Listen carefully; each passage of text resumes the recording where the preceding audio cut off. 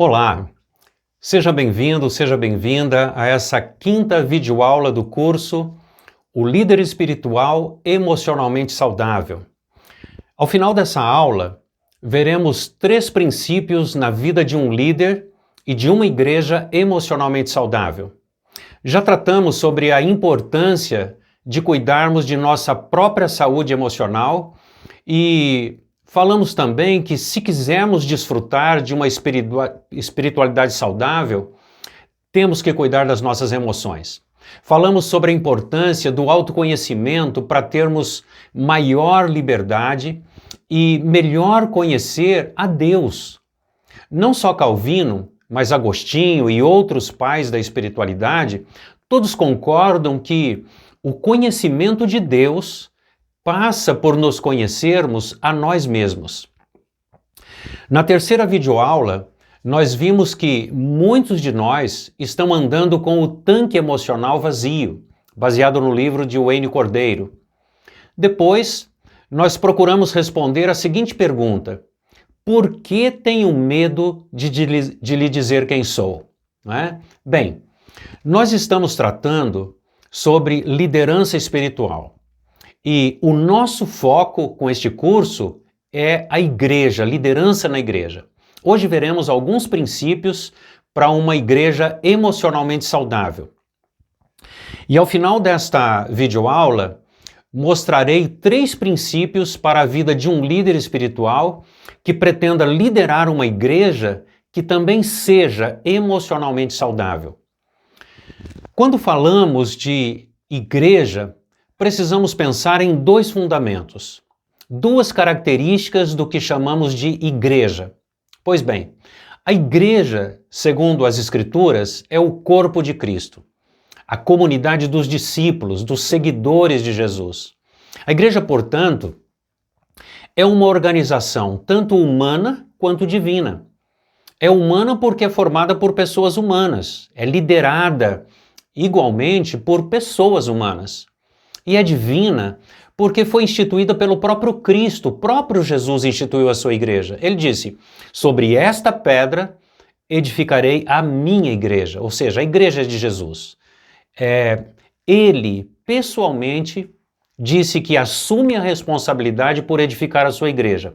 Portanto, todo líder espiritual precisa buscar diretamente dele os recursos para liderar a igreja que é dele.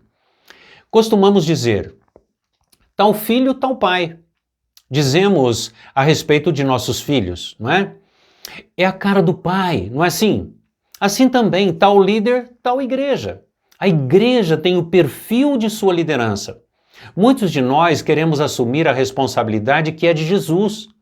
Queremos não só edificar a igreja com as nossas próprias forças, como também achamos que vamos mudar as pessoas e edificar a vida delas com as nossas próprias mãos. Aí nos tornamos viciados em trabalhar para Deus e nos tornamos empregados de Deus. A nossa relação é uma relação de trabalho, não é? Não de amigos, amigos de Deus. Pessoas que andam com Deus e trabalham com Ele na obra, na tarefa que é dele. Por isso muitas esposas, por exemplo, maridos e filhos, já perderam seus cônjuges e até os seus pais para a igreja.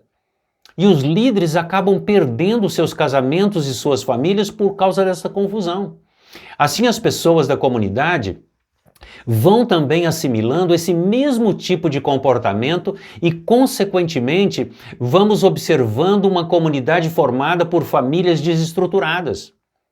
Daí a relevância deste curso sobre liderança espiritual na igreja.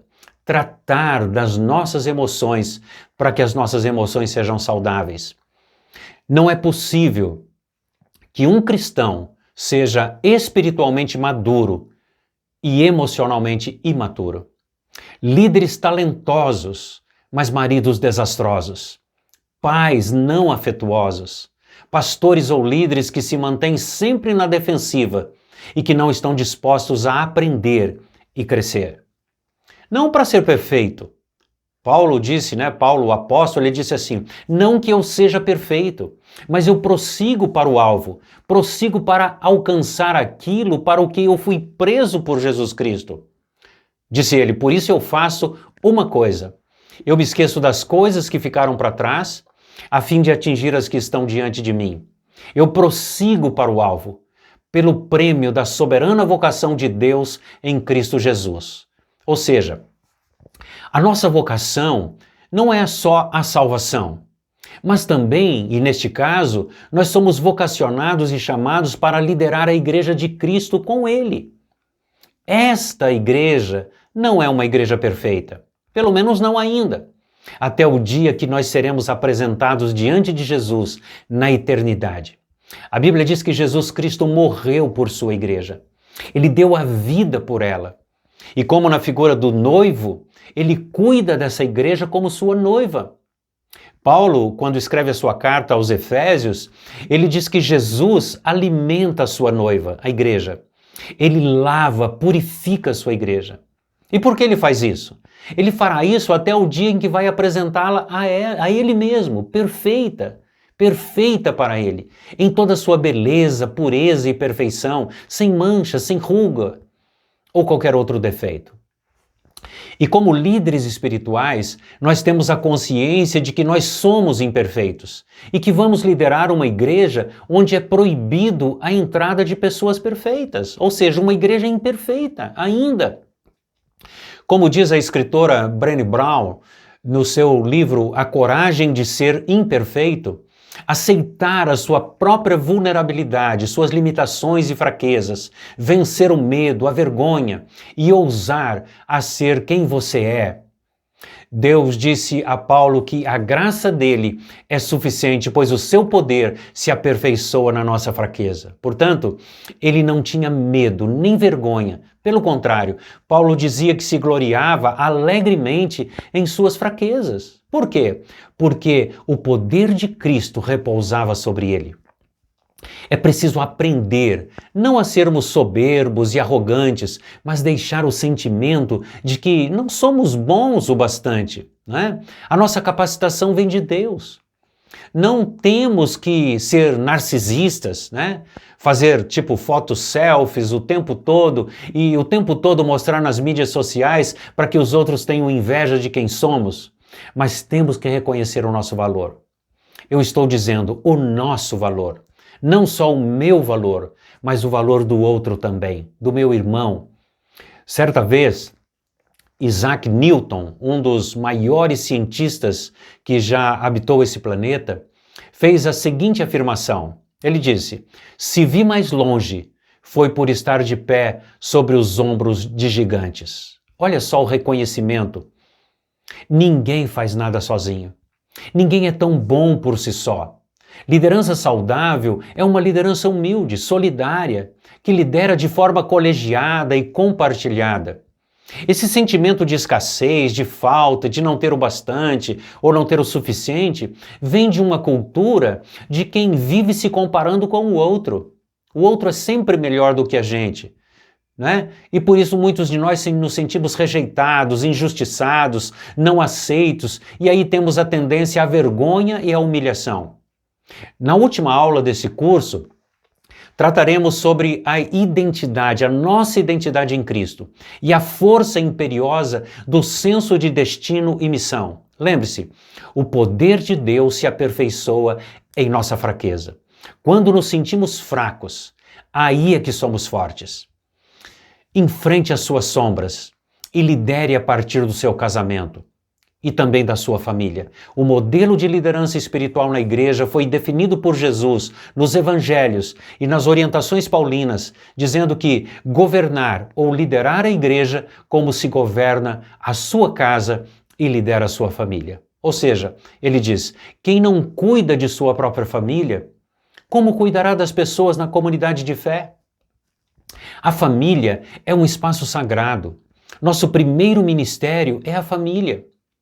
Creio que Deus propõe com o casamento, filhos e a família, uma espécie de campo de obras na edificação de sua igreja. É o nosso campo de discipulado, é o primeiro campo missionário e a oportunidade para o discipulado cristão. Isso vale para os casados, mas também para os solteiros, na relação com os pais, com os irmãos. Mesmo pessoas que não pensam em se casar, a família é um modelo de igreja que se reúne em nossa casa. Paulo, em suas cartas, costumava saudar as pessoas a quem ele escrevia suas cartas, dizendo assim: a igreja que está em sua casa. Pois bem, vejamos 4 princípios que regem ou edificam uma igreja emocionalmente saudável. Primeiro princípio: olhe abaixo da superfície. Temos aqui a figura do iceberg. Você pode até não saber o que é, mas certamente já ouviu falar. Se não, com certeza pensou no Titanic, não é? O navio, enorme navio, que afundou ao colidir com o iceberg. A teoria do iceberg é um conceito que nos ensina que o que vemos na superfície da água pode parecer pequeno e insignificante, mas a parte dele que não vemos, a que fica submersa, por ser gigantesca, pode destruir todo o caminho. Muito do que somos e o modo como agimos em nossa liderança é motivado por aquilo que não vemos, não percebemos, nem temos consciência de que existe.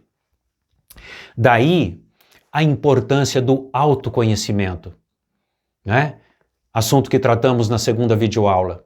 Não adianta olhar para os outros, para o que os outros estão fazendo, para imitar e ver se isso vai dar certo com a gente em nossa liderança. Não.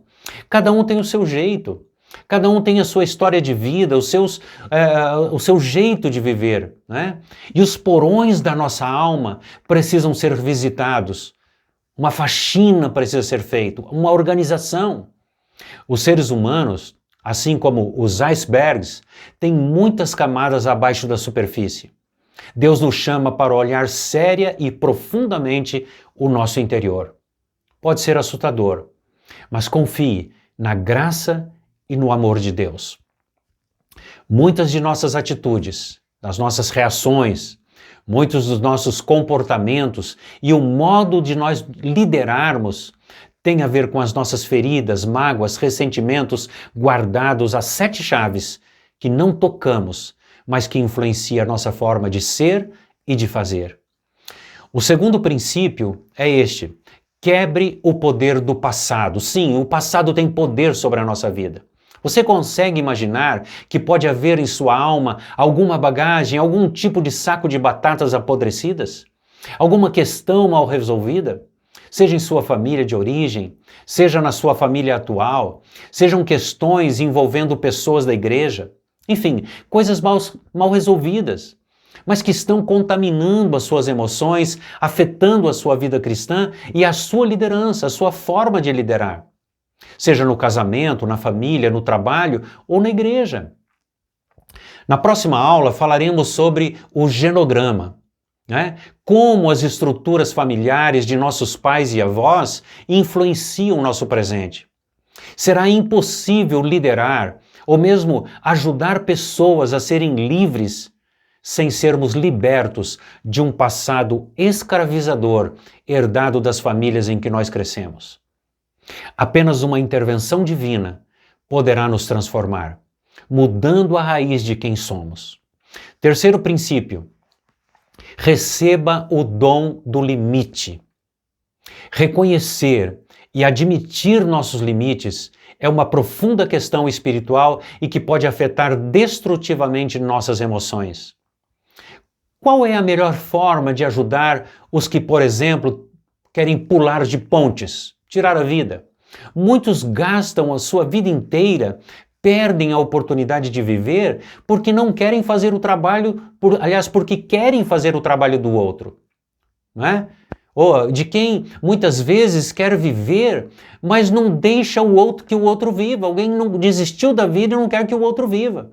O próprio Jesus, ele revelou que tem seus limites. Ele tinha tempo limitado para a sua mensagem, né? A sua tarefa era limitada, o tempo dele era limitado, a abrangência geográfica de seu trabalho era limitada.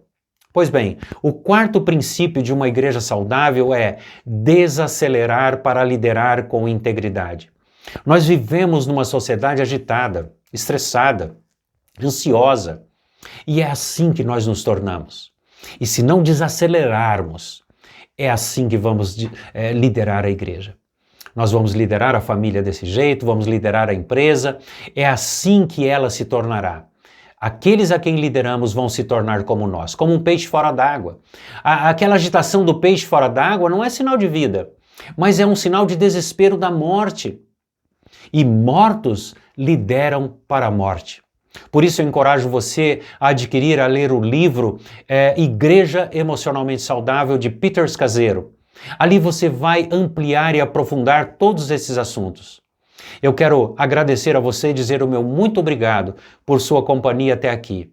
A minha oração é que você e eu sejamos líderes espirituais emocionalmente saudáveis para liderarmos nossas famílias, nossos negócios, bem como liderar a igreja para que a igreja seja emocionalmente saudável. Muito bem, espero você no próximo módulo. Um grande abraço, Deus te abençoe.